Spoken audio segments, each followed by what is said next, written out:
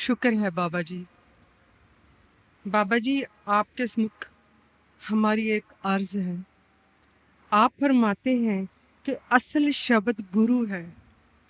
क्या जो संत महात्माओं की या गुरु साहिबान की बानियों में शब्द पढ़ते हैं वो शब्द नहीं है?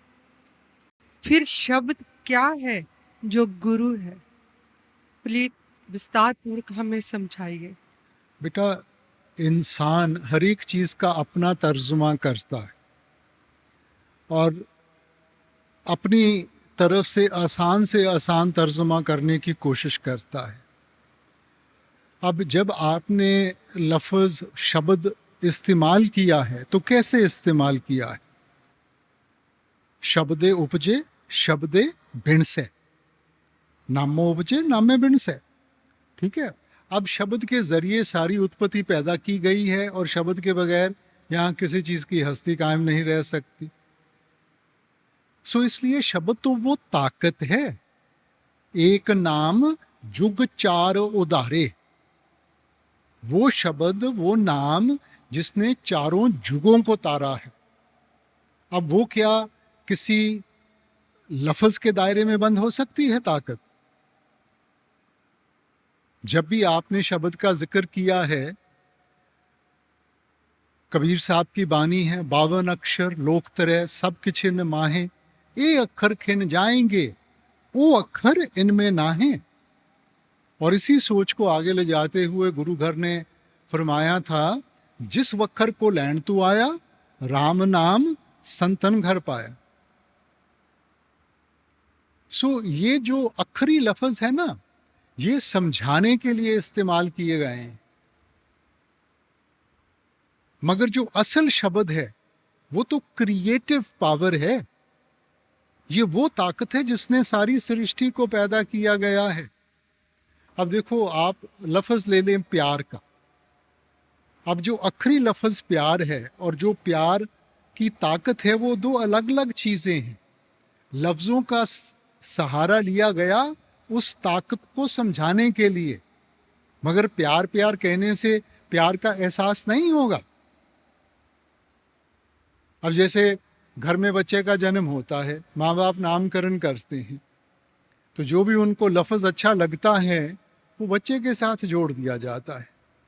अब जब भी उस लफ्ज़ को दोहराएंगे, उसका ताल्लुक बच्चे के साथ है, तो ध्यान बच्चे की तरफ जाता है ना।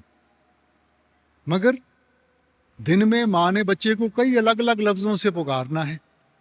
अब अलग अलग लफ्ज़ इस्तेमाल करने के साथ उसका और बच्चे का रिश्ता तो नहीं बदल जाता। लफ्ज़ तो इस्तेमाल किया गया उसकी एक हस्ती जोड़ने के लिए। सो वैसे ही बानी में हमने उसको शब्द कह दिया, हिंदू वेदों शास्त्रों ने उसको नाद कह दिया, मुसलमान भाई साहिबान उसको कलमा कह देते हैं, ईसाई धर्म में उसको वर्ड लोगोस कह दिया गया। सो उसी ताकत को हमें समझाने के लिए, बयान करने के लिए लफ्ज़ों का सहारा लिया गया बेटा। मगर हमने तो अपने आप को ताकत के साथ जोड़ना है, किसी लफ्ज़ के साथ नहीं। अब जो हमारी ग्रंथ पोथियां हैं, ठीक है, अब ये जो जुबानें हैं कब उचारी गई, हम उनकी हिस्ट्री ट्रेस कर सकते हैं, मियाद नियुक्त कर सकते हैं। तो क्या उससे पहले शब्द नहीं था?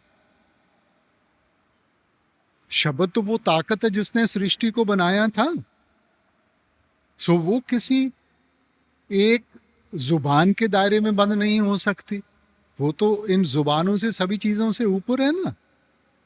अब ये जो ग्रंथ पोथियां हैं, ये महापुरुषों ने लिखी, ये उनकी जिंदगी का अनुभव है, उनकी जिंदगी का निचोड़ है।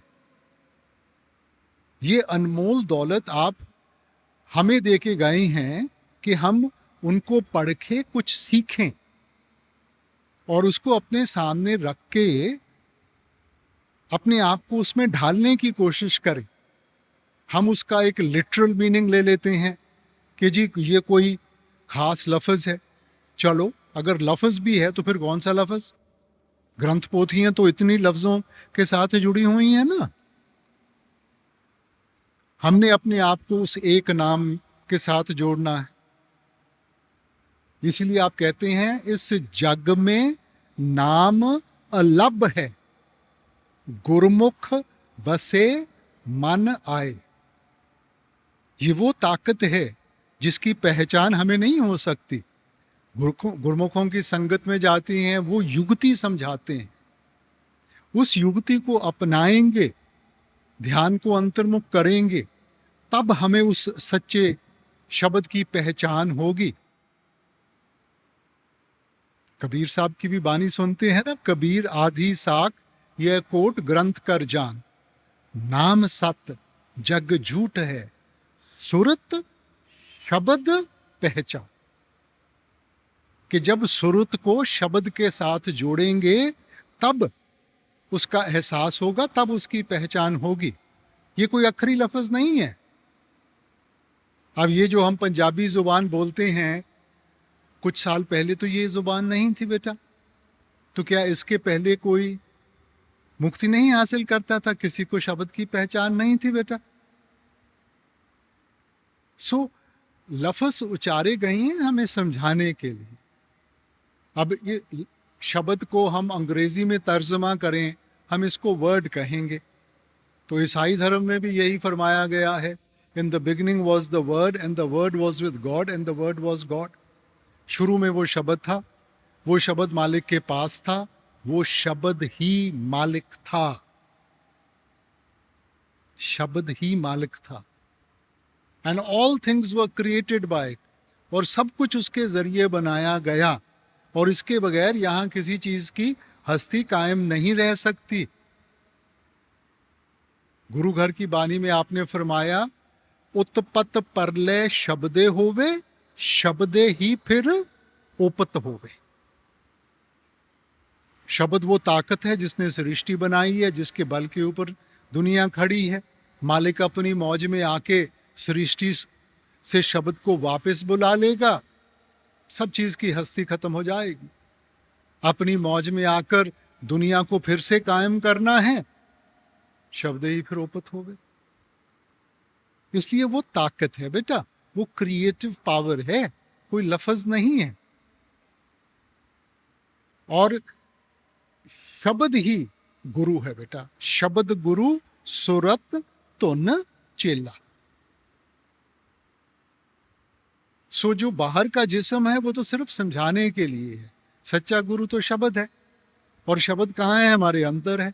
इस देही विच नाम निधान है, पाइये गुर के हेत अपार। वो आपके अंदर है, क्योंकि अगर मालिक उसको वापस बुला लेगा, हस्ती खत्म हो जाएगी। नौ निध अमृत प्रभ का नाम, देही में इसका विश्राम।